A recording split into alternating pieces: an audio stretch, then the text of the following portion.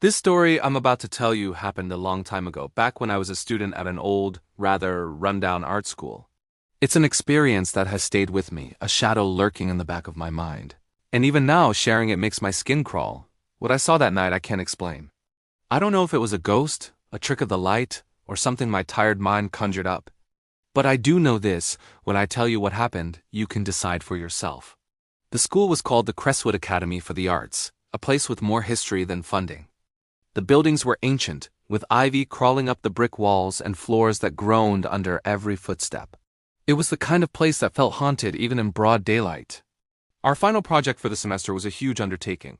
A massive collaborative mural that had to be painted directly onto a wall in the oldest part of the campus. A building known as the West Wing. This wing was mostly used for storage, and the administration had given us permission to use one of its long, forgotten hallways as our canvas. Our team consisted of 4 people: me, a girl named Clara, a guy named Ben, and another guy, Leo. We were all passionate about the project, but we were also running desperately behind schedule. The deadline was looming, just a week away, and we were nowhere near finished. The pressure was immense, so we made a collective, albeit reluctant, decision to pull a series of all-nighters to get it done. The school had a strict policy against students being on campus after 10 p.m., but the security guard, a kind old man named Mr. Harrison, was sympathetic to our plight. He agreed to look the other way, as long as we promised to be quiet and lock up when we left. The first few nights were uneventful. We worked under the harsh glare of portable work lights, the silence of the old building broken only by the scrape of our brushes, the occasional clatter of a paint can, and our hushed conversations. The West Wing was eerie at night. The hallway we were in was long and narrow, with high ceilings that seemed to swallow the light. Doors to empty classrooms lined one side, and on the other, a series of tall, arched windows looked out into the pitch-black courtyard. Every gust of wind rattling the window panes, every distant creak from the floors above, set our nerves on edge. We'd joke about it, of course, telling ghost stories to pass the time and make light of the unsettling atmosphere. But there was a genuine current of fear beneath our laughter. The incident happened on our 4th consecutive all-nighter. It was well past 2 a.m., and a deep, bone-wearying exhaustion had settled over us. Ben and Leo had gone on a coffee run, a desperate attempt to refuel, leaving just me and Clara in the hallway. We were working in a comfortable silence, each focused on our own section of the mural. I was perched on a stepladder, meticulously painting the fine details of a swirling galaxy, while Clara was on the floor, working on a forest scene at the base of the wall. The only sounds were the soft bristles of my brush and the gentle hum of the work light. Suddenly, a sound echoed from the far end of the hallway, the end that disappeared into complete darkness beyond the reach of our lights. It was a faint, metallic scraping sound. Scrape. Pause. Scrape. It sounded like someone was dragging a metal chair across a concrete floor. Clara and I both froze, our brushes hovering midair. We exchanged a wide-eyed glance. "Did you hear that?" she whispered, her voice barely audible. I nodded slowly, my heart starting to thump against my ribs. "It's probably just Mr. Harrison making his rounds," I whispered back, trying to sound more confident than I felt. But the sound wasn't the rhythmic clinking of keys or the heavy tread of his boots. It was different, slower, more deliberate. We waited, holding our breath, but the sound didn't come again. A heavy silence descended, thicker and more oppressive than before. We tried to get back to work, but the focus was gone. Every nerve in my body was on high alert. My eyes kept darting towards the black void at the end of the hall. A few minutes later, it happened again. This time it was a soft thud, like something heavy being dropped.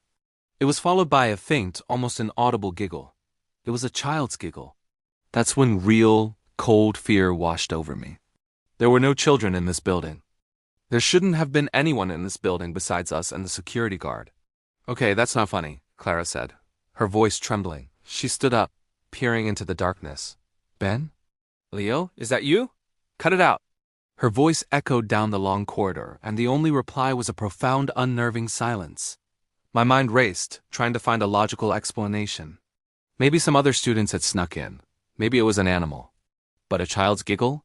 That made no sense. I climbed down from the stepladder, my legs feeling unsteady. "Maybe we should go check it out," I suggested, though every instinct was screaming at me to run in the opposite direction. Clara shook her head vehemently. "No way, let's just wait for the guys to get back. We huddled together near the work light, its glow feeling like the only safe place in the entire world. We were both silent, straining our ears for any other sound. That's when the light began to flicker. It wasn't a normal flicker, like a loose connection. It was a slow, rhythmic pulsing, on-off, on-off. With each pulse of darkness, the hallway seemed to shrink, the shadows growing longer and more menacing. And in one of those brief flashes of darkness, I saw it, or I thought I saw it. At the very edge of the light, just for a fraction of a second, a small figure was standing there. It was short, the size of a young child with long dark hair covering its face. It was just a silhouette, a fleeting shape against the deeper black of the hall. When the light came back on, it was gone. I let out a gasp, grabbing Clara's arm. "Did you see that?" I stammered. Her face was pale, her eyes wide with terror. She just nodded, unable to speak. The light stopped flickering and stayed on, bathing us in its steady, harsh glare once more. The normalcy of it was almost more terrifying than the flickering. We stood there, frozen in place, for what felt like an eternity. Then we heard footsteps. Not the dragging or scraping from before, but the clear, unmistakable sound of small, bare feet running. The sound started from the far end of the hall and came rushing towards us, getting louder and louder. Pitter-patter, pitter-patter, pitter-patter. It was the frantic, chaotic sound of a child sprinting down the corridor. We couldn't see anything, but the sound was so clear, so close. It felt like whatever it was just feet away from us in the darkness, charging right at us. Without thinking, without a word, we both turned and ran. We sprinted in the opposite direction towards the entrance of the wing, not daring to look back. We burst through the heavy double doors, gasping for breath, our hearts pounding like drum solos. Just as we got outside, Ben and Leo were walking up, carrying a tray of coffees. They saw the looks on our faces and immediately knew something was wrong. What happened? "You guys look like you've seen a ghost," Ben said, his joking tone fading as he took in our genuine terror. We tried to explain, stumbling over our words, telling them about the scraping, the giggle, the flickering lights, the running footsteps. They were skeptical at first, thinking we were just overtired and letting the spooky atmosphere get to us. But our fear was too real, too palpable to be dismissed. They agreed to go back in with us, all four of us together. Armed with our flashlights and a renewed, albeit shaky, sense of courage, we cautiously re-entered the hallway. Everything was exactly as we had left it. The work light was on, the paint cans were undisturbed, and my stepladder was still standing in the middle of the floor. There was no sign of anyone. We walked the entire length of the hallway, checking every classroom door. They were all locked from the outside, covered in a thick layer of dust. There was no way anyone could have been in them. We went all the way to the dark end of the hall where the sounds had come from. There was nothing there but old, discarded furniture covered in white sheets, looking like a graveyard of forgotten objects. There was no metal chair out of place. There was no sign of a child. There was nothing. We didn't paint anymore that night. We packed up our supplies in silence and left, the four of us glancing over our shoulders the entire way out. We finished the mural over the next few days, but we never stayed past sunset again.